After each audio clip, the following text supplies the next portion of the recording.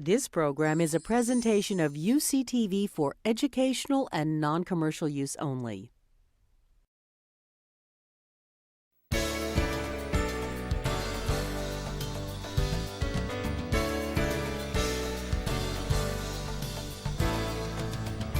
Welcome to the University of California, Davis Health System. Since 1973, continuing medical education, CME, has been an integral part of the educational mission of the UC Davis School of Medicine and Medical Center.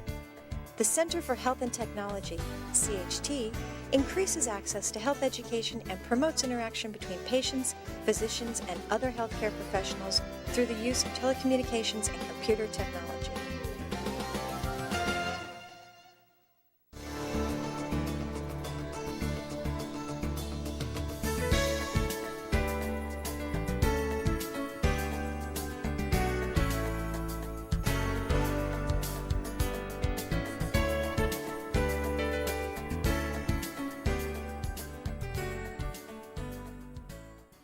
Today we're going to talk about diagnosis and treatment of fibromyalgia, a pain amplification syndrome. And what I'd like to do, first give you who I am, and I'm with the UC Davis Medical Group, and my interest is in primary care psychiatry, psychopharmacology, which translates over into also dementia, chronic pain, and a variety of other areas as well.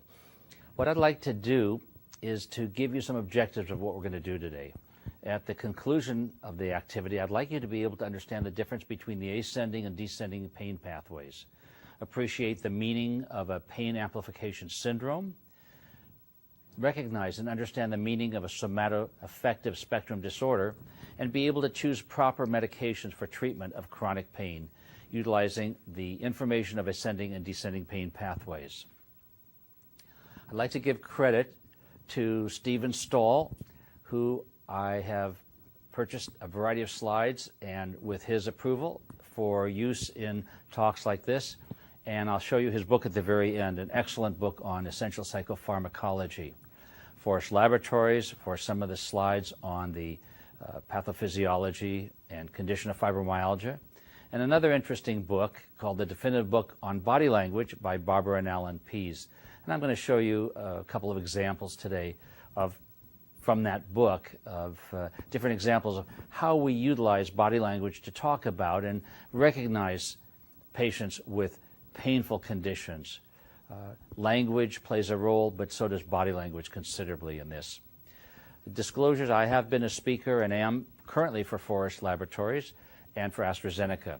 I've also been a prior speaker for Lilly, GlaxoSmithKline, and Cephalon, and I'm a member of the Neuroscience Education Institute through UC San Diego, and a member of the Mass General Hospital Psychiatry Academy. So let's look, how does body language sometimes interfere or help us? We often use body language to see how patients respond to our treatment, how they deal with pain.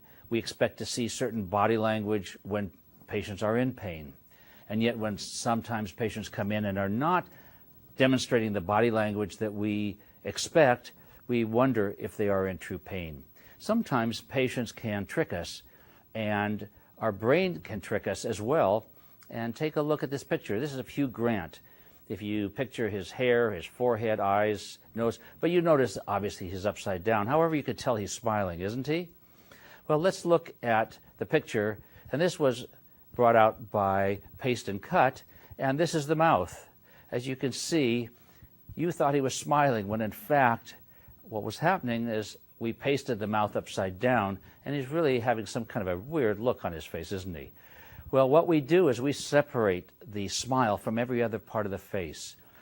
We don't even recognize that we're doing that. So what I want you to be aware of is that the brain will play some tricks on us, and we want to look past some of those tricks and understand them.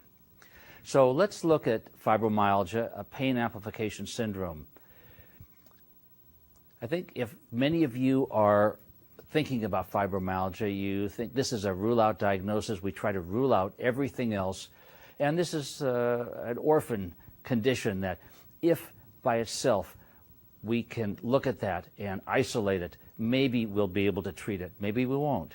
But let's look at it a little bit differently, because when patients present with us or to us, they show us symptoms of anxiety, depression, often a combination of both, with a variety of different types of anxiety and depressive disorders. So this is the affective part of the somatoaffective pain spectrum disorder.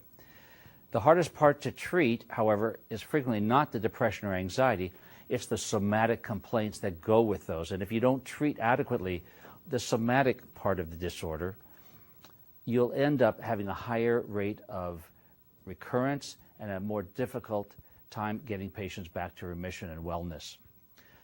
I'm going to skip to the other side where instead of the anxiety and mood disorders, on the other side of the spectrum, we have functional somatic symptoms, as you see on the right side over here. This functional somatic symptoms include a whole host of conditions, including the irritable bowel, headache, interstitial cystitis, back pain, neck pain, and I'll give you a list here in a moment of a few others. The hardest part to treat of these physical complaints, however, is the emotional component.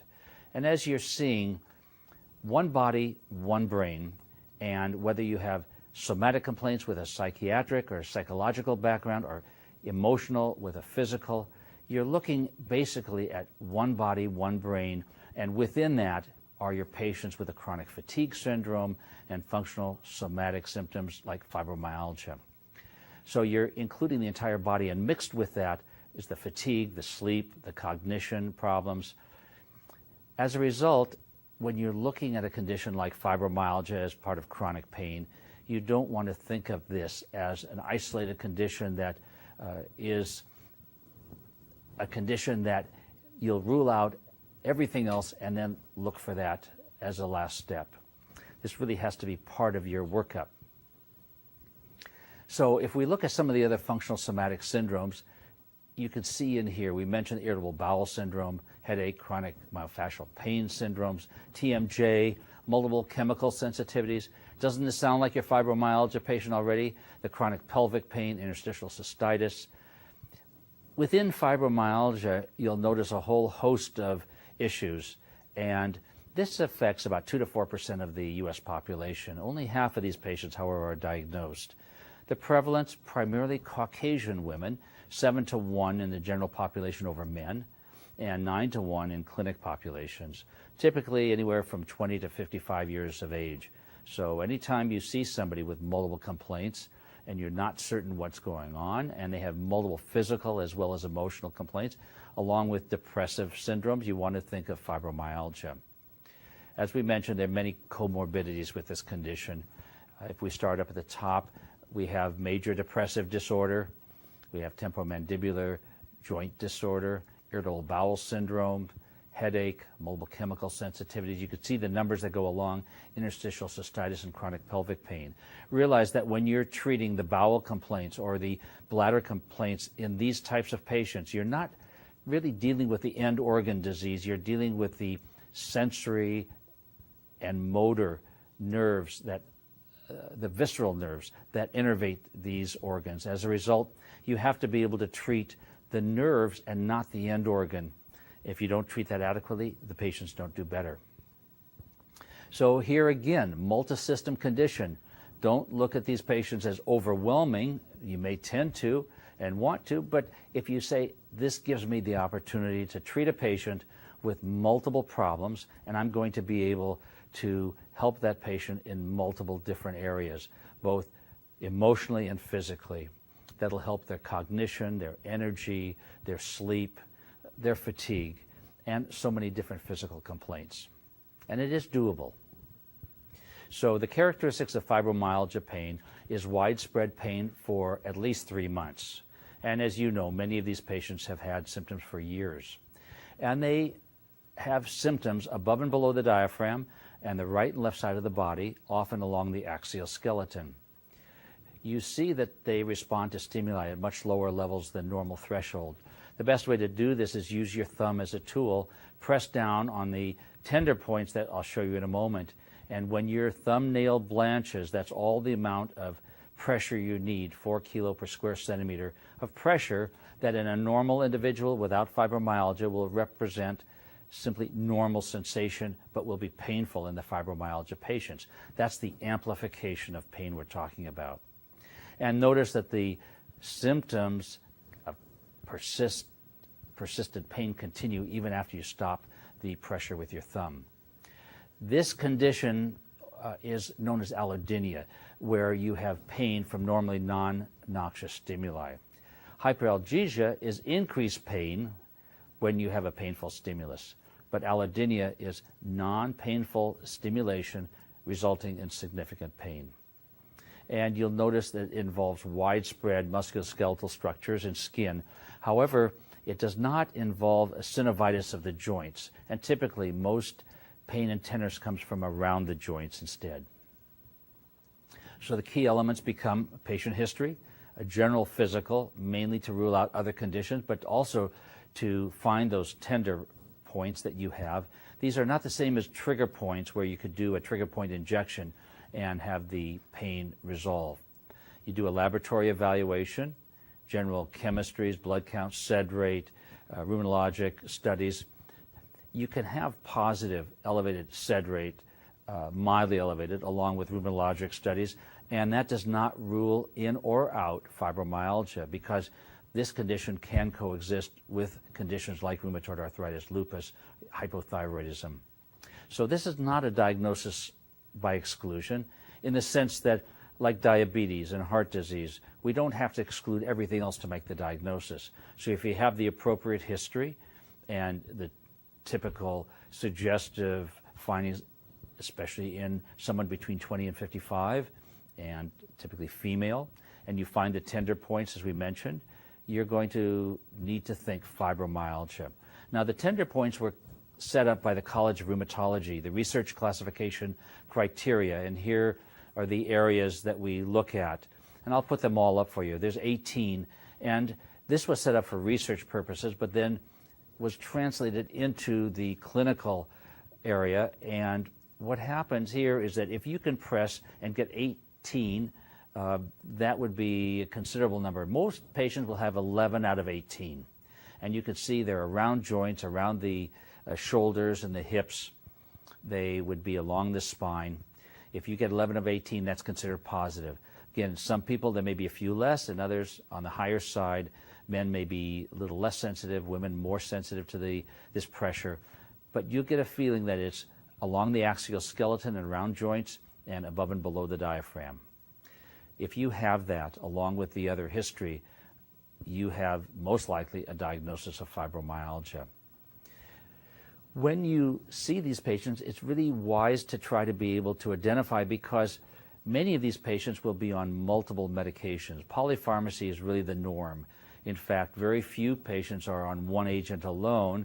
A quarter of the patients are on as many as 5 different medications. And often what you're trying to do is treat multiple different symptoms rather than the central concept of the pain amplification. And I'll show you what that means in a minute. Because of all the workups and all of the treatment, the cost of taking care of someone with fibromyalgia over 3 years is about triple versus someone who does not have fibromyalgia in the comparison group. And you can see the numbers there. So what is the science behind the pain amplification syndrome?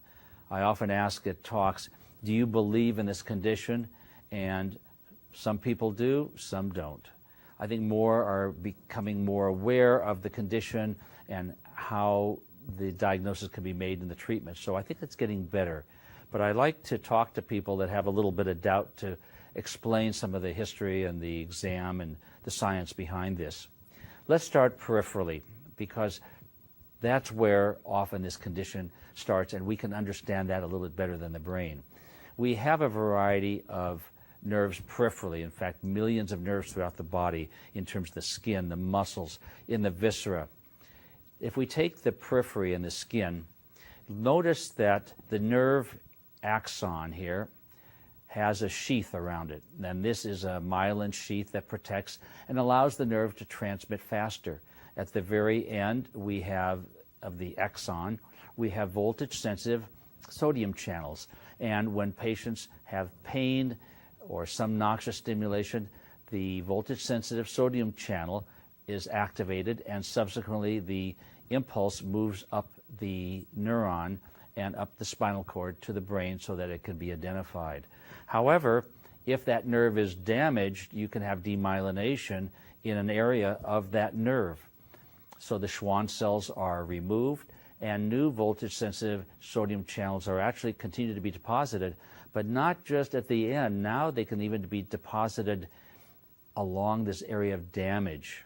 Notice in here, these small clefts, we do have voltage-sensitive sodium channels. And then suddenly now what happens is that we get many more. And we get a hyperactivity, a hijacking of the normal nervous system, and we have a great deal more ectopic activity, which creates more pain. We know that we can stop this pain immediately whenever you sew up someone's skin and you put in some lidocaine. Immediately you're blocking these voltage-sensitive sodium channels, and you know how quickly that can work. So following that, we can take a normal neuron and then one that's damaged with trauma and increased voltage-sensitive sodium channels and start to transmit electrically to a normal C fiber, which is an unmyelinated pain fiber. And now you have increased activity of pain that is set up and evokes undamaged C fiber sensory input to the brain. And now you can start to have hijacking, as I mentioned, in which you get a hypersensitivity, and that can be part of what we talk about, these regional pain syndromes, in which people have a hypersensitivity to normal stimuli. If we take that impulse and from the periphery transmit it to the spinal cord now, and going up the dorsal horn where the afferent nerves go, you'll see a projection neuron that heads up toward the brain. You can see the gray matter, the white matter. Now let's take a non-noxious mechanical stimulus, let's say an A-beta fiber, and in comes the impulse, goes up to the brain and to the somatosensory cortex so we can identify the type of pain and the location. And then we can take an A-delta fiber, which has to do with noxious mechanical stimuli, something that is going to cause potential damage to the body. And you can see going up that same pathway. And finally, noxious heat and chemical, and that can go up C fibers, which are unmyelinated. So A-beta are the fibers that are fully myelinated, here you see, and then these are partially myelinated, and the C fibers are unmyelinated. Now it starts to get a little bit more complex, and what I'd like to show you is that these afferent neurons come into the spinal cord, the dorsal horn, and make their way up. They cross over at the brainstem area, and they go up to the somatosensory cortex up in this area. This is not simply an electrical activity, but requires a variety of neurotransmitters that tend to be involved, including glutamate, which is the main excitatory neurotransmitter in the body and in the brain. Substance P. P does not stand necessarily for pain, but it stands for a powder. This was a white powdery substance when it was first found and discovered as being active. It's a neurokinin that's involved in the excitatory response of neurons as the impulse is passed to the brain. And finally, nitric oxide, the only gaseous neurotransmitter that helps also in the ascending pain pathway from the periphery through the spinal cord and up to the brain. On the other side, once in the brain, what you see as a descending pathway to help modulate that pain so that you can actually turn down the pain to help protect the body would be the neurons coming from certain nuclei in the brainstem. This includes norepinephrine, and you can see that here. This is in the brainstem from the locus ceruleus. The serotonin neurons that come from another area, the dorsal raphe nuclei, and enkephalins, which have to do with maintaining the internal milieu and helping control the body from excessive pain.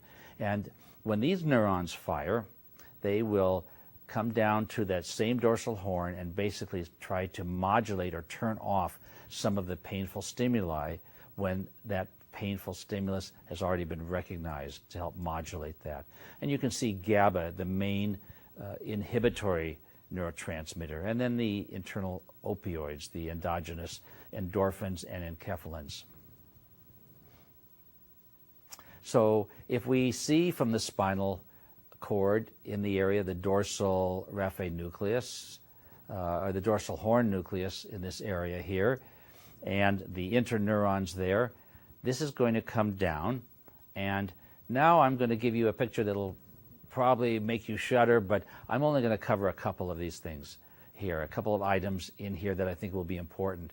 And when you look at this is the ascending neuron, this interneuron here, and this projection neuron that goes up to the brain has a whole host of receptors, and at the same time you have also the afferent nerve, and you'll see in here a variety of neurotransmitters, so that this lights up with serotonin and then affects serotonin receptors.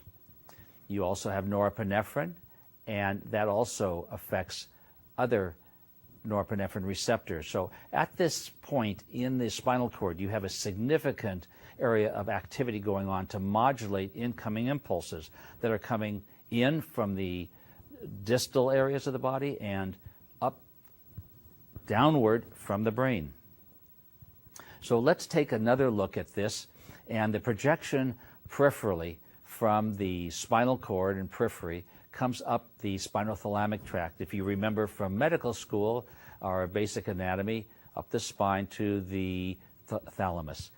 The thalamus then projects up to the somatosensory cortex, which helps determine where that part of the body is being excited, so that if it's the hand that's being burnt or pressed or crushed, you know that it's coming from that. And you know what kind of symptoms or what kind of trauma, noxious stimuli you're dealing with.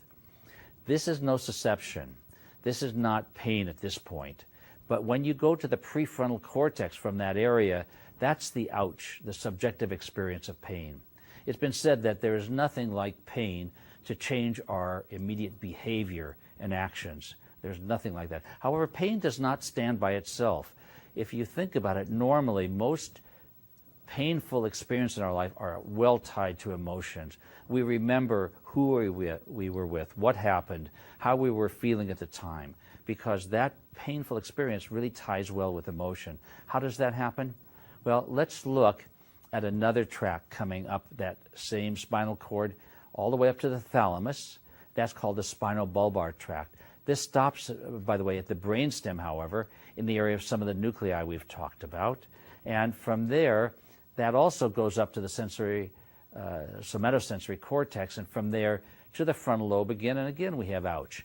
But there's one part that's missing, and let me show you here. There's a small branch that comes from the spinobulbar that goes to the limbic system, especially structures like the amygdala and the hippocampus, the nucleus accumbens, the striatum. There's a whole host of input from that area, the limbic cortex, that then comes up also to the prefrontal cortex, and now we have the full complement of subjective experience of pain with the physical component and the emotional component. So remember that whenever you're dealing with chronic pain, you're dealing with a physical and emotional component both. How can we tie in some of the complaints of fibromyalgia to different areas of the brain? This is not a magical box, a black box that we cannot get an idea of what's happening in there. We know many of the areas based on research, destructive procedures that have been done on different areas of the brain, or perhaps stroke or tumors that affect different areas. So for example, when the spinal cord is involved, we know that there can be physical fatigue and physical complaints. Then when we affect sleep and appetite, we know the hypothalamus tends to be involved in that area. This is all going into combined the condition that we make as fibromyalgia. The area of the amygdala with depressed mood and anxiety. The amygdala is basically the sum of all our fears, where negative emotions and anxiety will often come from, and then impulses go out to the body from there to give us the emotions that are associated with depression and anxiety. We have also mood And this is mood regulation from the ventromedial prefrontal cortex. And in this area, damage, if that occurs, we often have loss of control over emotions. So a very important area. We can look also at psychomotor fatigue or mental pain, and this is coming from another area, the dorsolateral prefrontal cortex, where we have our working memory. So cognition becomes affected by that. And you can see up in this same area, we get this fibro fog, difficulty concentrating, lack of interest and pleasure, because this area works with the nucleus accumbens down in this area, and that has to do with pleasure and pleasure seeking. And that's right in this area, and the amygdala and the nucleus accumbens are very much tied together. The striatum, which has to do with physical fatigue, and then finally the thalamus, which is one of the transfer areas that move impulses down the body and up to the somatosensory cortex. So as you can see here, multiple areas of the brain are tied to particular physical types and emotional types of complaints. And that works the brain and the body together to give us the individual and their symptoms. If we start looking at some of the medications so we understand, if we're going to look at a category of medication called alpha-2 delta ligands, the name is long. It has to do with the receptor sites, but you know the two medications well if you've been in medicine for any length of time. That's Neurontin or gabapentin and Lyrica or pregabalin. Even though we talk about gabapentin, this is not a GABAergic drug. It does not affect GABA neurons. Either does pregabalin. These affect voltage-sensitive sodium and calcium channels. And if we look at this, and again, this is ascending pathway information, because remember, out in the periphery, we had the voltage-sensitive sodium channels. In the spinal cord and the brain, we're dealing with more voltage-sensitive calcium channels. So in the spinal cord, for example, or in the brain, you have a receptor. And that receptor is shown here with this cone. This is the outside of the cell, this is the inside. And as calcium moves through a receptor and in, it activates that neuron, which activates the next and onward, so that each neuron becomes part of a circuit, and circuits become part of systems, and that interacts with our environment and results in behavior and emotional states. So it's a progression. And along with receptors, you have a modulator or regulator to make that receptor either open or closed conformation. If it's closed, it's not active, calcium is not influxing, and there's no activity going on within that neuron. However, during stimulation, when that neuron receptor opens, and there's millions and millions of these receptors, what we're looking at is influx, and it's regulated by that part of the receptor. And here is our medication. So in an open conformation, what happens? The medication attaches to that portion of the receptor, and that ultimately stops the influx of calcium, and it blocks that neuronal impulse from being progressed to the next level and up to the brain. That progression of neuronal activity, which we call excitation, can lead to pain. And thus, if we use the alpha-2 delta ligands and we block the receptor from allowing influx of calcium, we are decreasing the painful influx or the painful progression of that neuron up to the brain.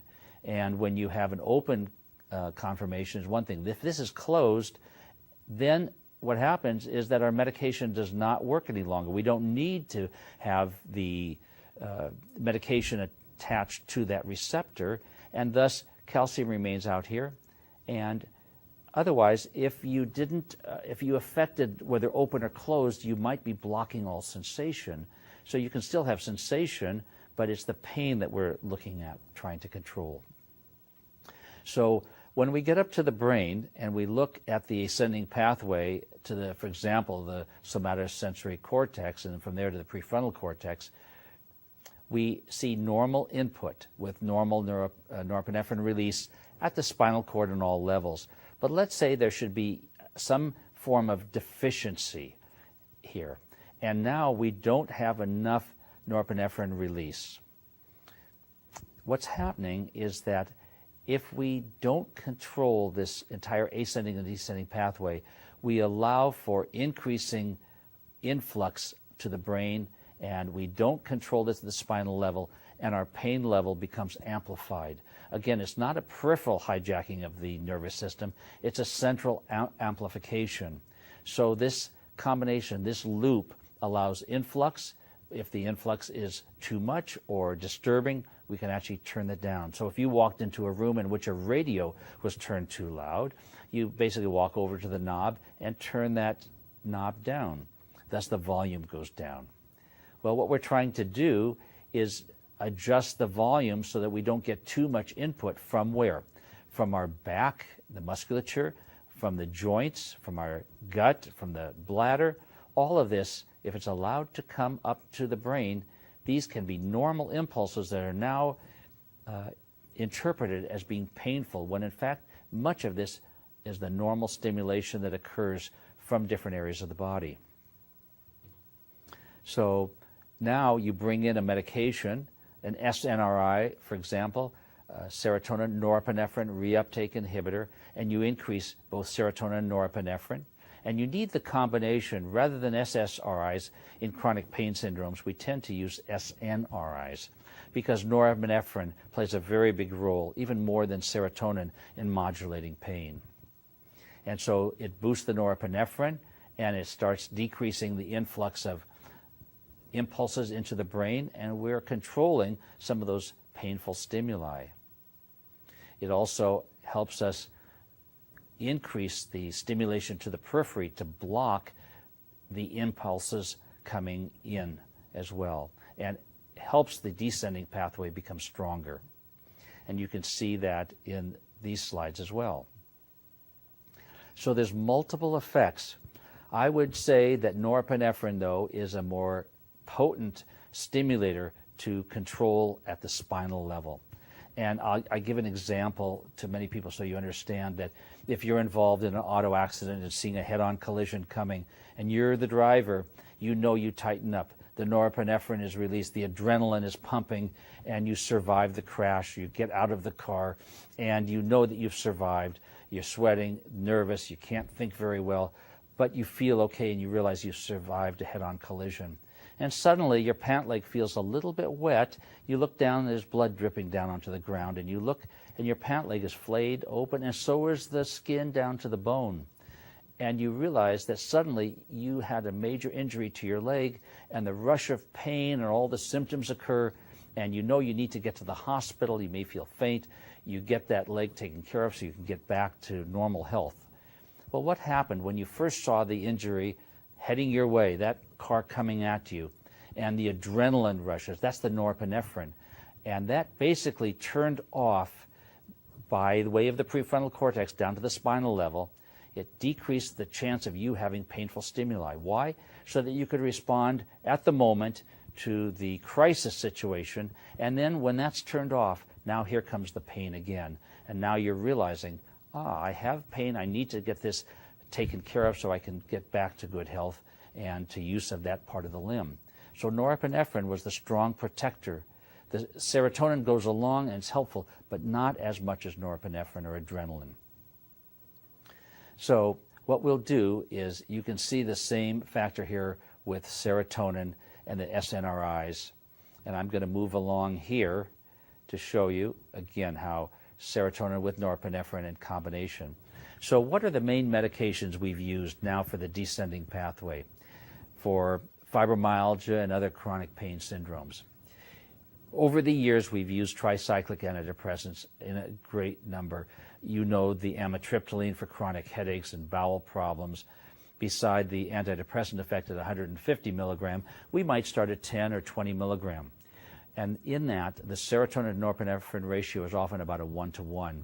But you know there's a lot of baggage with the tricyclics, including the antihistamine effect and a cholinergic effect, toxic at high levels or overdose. So we started using newer medications. The first was venlafaxine or Effexor, and we would increase that medication 75 to 150 or 225 milligram. In that, we're using the benefit of serotonin and norepinephrine to be able to control that descending pathway and block incoming pulses. The Effexor or venlafaxine has a ratio of serotonin to norepinephrine in terms of its in vitro effect at receptor sites of about a 20-to-1 serotonin to norepinephrine. And the next medicine, duloxetine or Cymbalta, has a ratio of about 5-to-1. Again, in vitro studies, but it generally gives us the idea of about how much serotonin to norepinephrine effect. A newer medication which has come out recently, milnacipran, which has been available in Europe as an antidepressant in the past, but approved here in the last year, Savella has been used primarily for fibromyalgia. What's interesting in this is one of the only medications that has a predominance of norepinephrine versus serotonin in a 1-to-3 ratio. So the benefit is that you are increasing that norepinephrine effect. A little bit of the downside, it makes it harder to titrate because of titrating too fast leads to a lot of norepinephrine effect, which can be elevated blood pressure, sweating, nausea, fatigue. So the titration of any of these meds, but especially the Savella, needs to be titrated slowly, up to about 100 milligram total daily dose on that. Cymbalta is about 60 milligram, sometimes 120. Effexor, as I mentioned, 75 up to 225 milligram. We could use the tricyclics, but again, with the long-standing antihistamine effect as well as the anticholinergic effect, I would say probably better to stay away from those medicines for now. So when we look at the fibropharmacy, as we would call it, we tend to look at medications that we start out looking at SNRIs and alpha-2 delta ligand as our first line.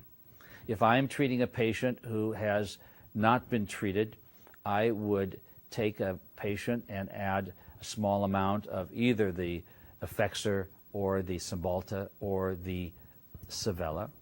And I would add also an ascending pathway drug such as Neurontin or gabapentin.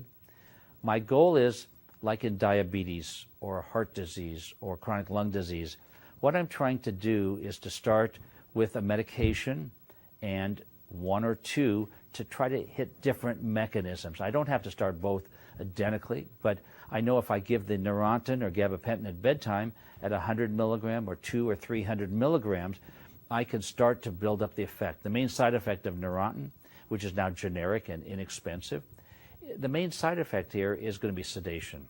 So if I start that at bedtime and patients sleep a little bit better, I'm happy to start that. The range on that can be anywhere from 300 up to 3,600 milligrams. So that particular medicine has a very wide range, therapeutic range, but where you often see the best results somewhere between 1,500 and 2,000 milligrams per day as you're affecting the ascending pathway. And remember, the SNRI is going to be for our descending pathway. It's good to keep that in mind because as new medications come out, we'll want to know which pathway are we using. Part of the problem with simply using opioid analgesics is that the dependence issue, the fact that you build up tolerance, the potential for abuse, the potential that you're going to take away the endogenous enkephalin, dynorphin, these endorphins that are endogenous help control the symptoms of pain that we tend to have throughout the body, and they often are actually normal sensations. So you start taking away that ability, and what happens? The body tries to compensate by making new and more of these receptors. As a result, when you try to cut back on the narcotics as time goes on, it gets more difficult because the body has ratcheted up more receptors to take on more information, competing with our ability to try to decrease the pain. And as a result, we get into a real battle and often increasing pain symptoms. And as we know, the chronic narcotic use has problems with potential on cognition. It affects our mood and can make it more difficult for us to enjoy life. It has a sexual depressant effect, often in males, by decreasing testosterone. We have potential at higher levels of constipation and bowel complaints. So we have a certain amount of baggage that we try to avoid. And for any of you treating patients for any length of time, again, you know the issue that once the patients are on long-standing narcotics, it's often difficult to get them off. So I try to start new patients on the medication. I've had some good results with all of the SNRIs, and also very good results with the new medication, Savella or milnacipran. Not for depression per se here, although it's an SNRI, but for the physical complaints. Now, anytime you have a first level or first line of therapy, you also want to at least keep in mind second line of therapy. And the reason I say that is that these medications may work, but you have to keep in mind that you may need 3 or 4 different medications. Also, as we see up here, we also want to try to do some strength training exercise and other activities that help general mental health. We can add a small amount of tricyclic, but normally we tend not to add the tricyclics to the SNRIs, because then we add some of that baggage back in. And anytime you add any medication that has a tricyclic with antihistamine effect and a cholinergic effect, you have a potential for increase in weight. So that's why in part all our antihistamines, even for allergies, can increase patients' weight. Mirtazapine is a good medication again, and this mirtazapine, also known as Remeron, has a beneficial effect, but it has a combination that can really increase weight significantly. And when that happens, patients can gain 15, 30, 50, 100 pounds over a year. And so you've got to be very cautious with this. But it helps in many of the patients with insomnia and with sexual dysfunction. And it works very quickly for the treatment of depression. So it can be added on if we need to. It's a very good medication in the right circumstance when you monitor the weight. Tiagabine and their pregabalin can be used again for chronic pain control. Cyclobenzaprine, muscle relaxants. You can use this type of medicine, but whether you use the non-steroidal drugs or the muscle relaxants, the problem is not per se as an inflammatory process peripherally or as a muscle relaxant need peripherally. You're dealing with the afferent nerves bringing in sometimes normal impulses. That's why the non-steroidal drugs and the typical muscle relaxants in and of themselves are not as effective as the medications we've mentioned here, which are SNRIs and your alpha-2 delta ligands.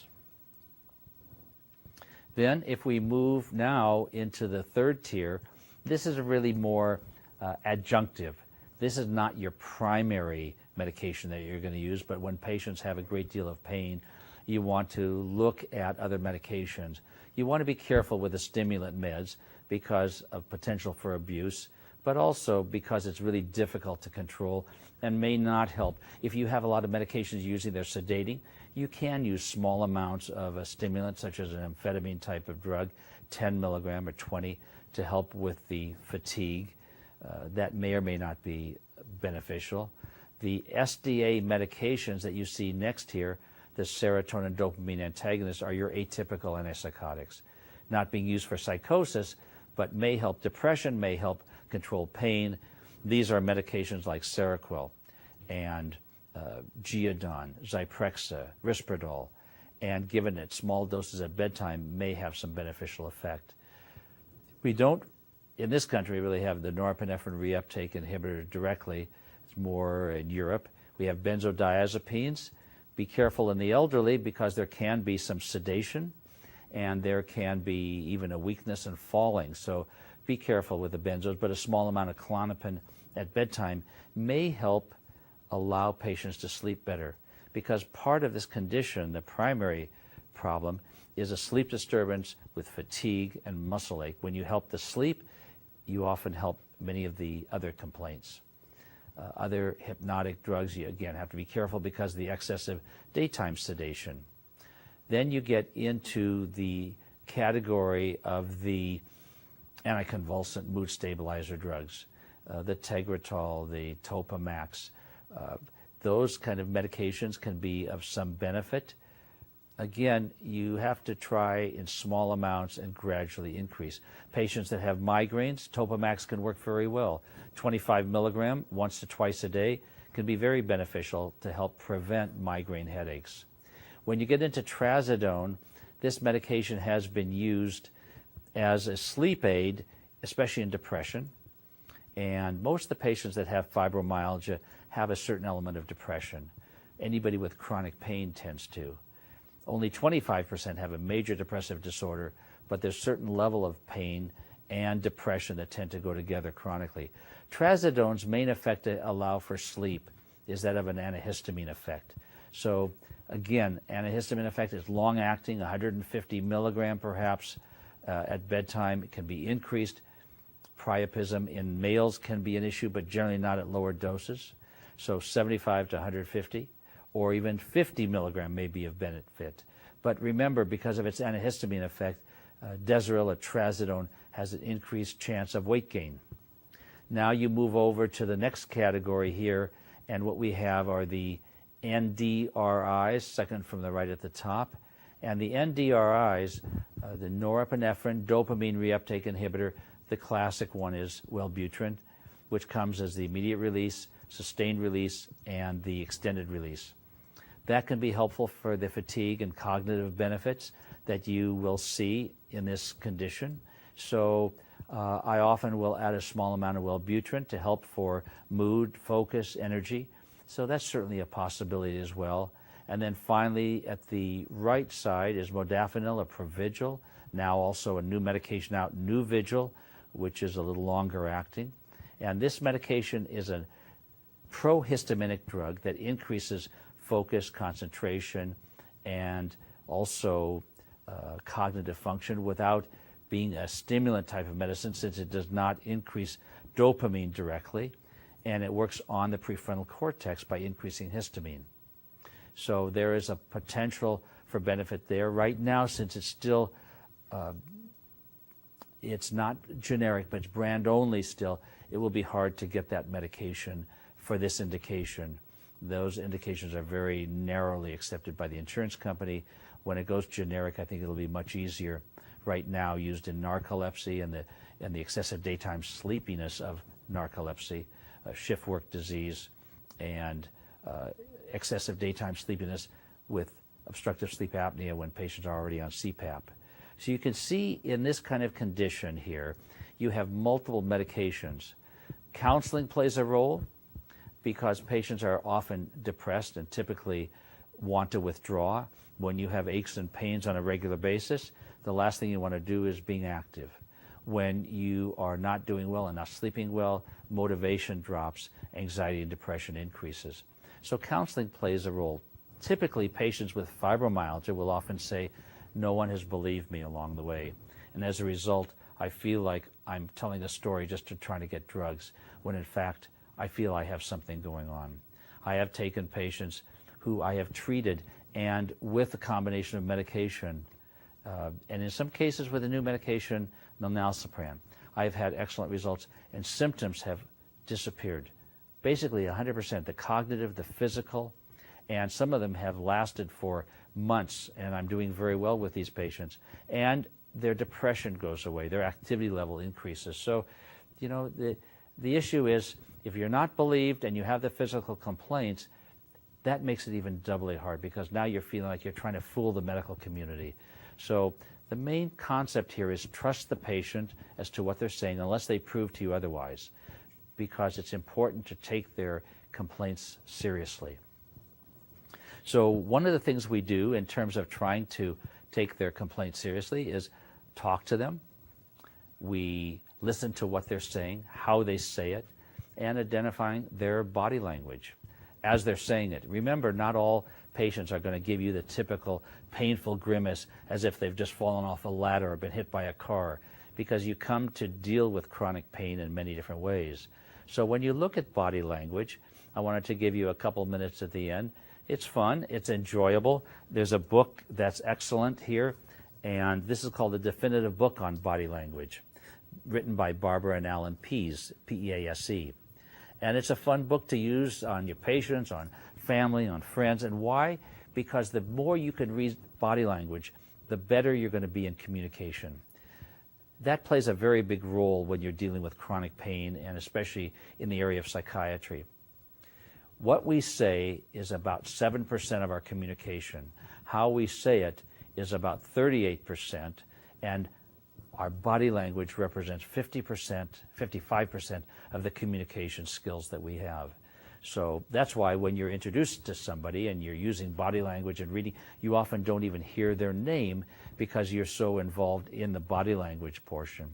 When you sit in front of somebody as a physician or primary care provider, you can't always see the back, but body language goes from head to toe. When we're looking at body language, we often look at the face, expression of the eyes, the nose, the mouth. And when we do that, we try to get a feel of what that patient is telling us. And is it congruent with what they're saying? We usually take 3 pieces of body language and we look and see, does that make a sentence? So if somebody is cold and shivering and they're outside and their arms are crossed, it doesn't necessarily mean that they're lying to you. However, if they're inside sitting comfortably and suddenly they cross their arms or they go into certain body positions they say are just comfortable, it actually may mean they're, in fact typically it does, that they're exhibiting something that they're trying to say, and they may not even be conscious that they're saying it. So if you look at the top on this, you're looking at somebody who has their hands behind their back and their hands are gripped. You may not see it, but they may be tightly gripped together. The next person, you notice where their hand is on the arm, it's a little higher up, and then finally up high on the upper arm. And each one is saying something of being negative. I don't agree with you. I'm going to be resistant. And the higher up the hand goes on the arm, the more resistant they're going to be. And they may be hiding this from you, but at the same time, it's important to get a feel of what they're doing. If somebody is standing like this and a young man, for example, puts his hands in his pockets, it means he's done talking. Whatever is going on, he's done. He doesn't want to talk anymore. If he leaves his thumbs out of his pocket, however, then it means he's going to be more aggressive, the old West style. And it means that he really doesn't want to talk and you aren't going to get anything out of him from here on. The person is sitting in a chair very comfortably initially and suddenly starts gripping the sides of the chair, pulls the feet back, is saying, I don't like what I'm having to say. I don't like being here. I feel uncomfortable. Something is going on that's not comfortable. And when they bring their feet back underneath their chair, they're withdrawing. We call it the Bahamas syndrome. I'd rather be in the Bahamas somewhere enjoying myself on a beach than here talking with you. So you know that there's something uncomfortable going on. Here is a little more complex. We have several different things going on. And when the arm goes out like this is what we call the catapult position. And the catapult means I am going to be more aggressive and more authoritative, and I may well not agree with you, and I'm going to do what I want. And if you cross the legs with that, definitely more resistant. This is the figure of 4 position. So what we're trying to do is read this individual, and sometimes when a patient sits like this, if you're not careful, you may end up sitting like this as well, because we all have mirror neurons in our brain in which one person communicating with another may suddenly start mirroring their body positions. Be aware of that. This person sitting comfortably here, legs crossed, looking down, may not be as interested, a little bit more resistant. And again, a young lady sitting with her arms in her lap and legs crossed, again, not going to be open to suggestions. If you can get her to uncross her legs and arms and reach forward to pick up something, suddenly with a change in body position, she also is going to change her attitude and her mood frequently and her behavior. What I'm doing is trying to give you an insight in how to deal with patients. In other words, listen to what they're having to say, what they're saying, and how they're saying it. Listen and look. Look at their body position. Look at their posture. This book is extremely helpful. When you go back to the science, I would highly recommend Stephen Saul's book on essential psychopharmacology. I've recommended this book in the past. I find it an excellent book, and all the information that you would need on treatment and the mechanisms are in this book. So it has been a pleasure speaking to you today, and thank you so much for listening. I'm hoping that all of you will be more aggressive in looking for patients with fibromyalgia, especially when you have patients that are not responding to the usual therapy, are having more difficulty, and not doing well with their current medications. Pull back and reassess the diagnosis. Are you on the right track with that patient? or could they have something similar that would be covering all the body systems in terms of the physical and emotional state, that somatoaffective disorder that we can call the chronic pain syndrome, including a pain amplification syndrome of fibromyalgia. Once again, thank you, and it's been a pleasure.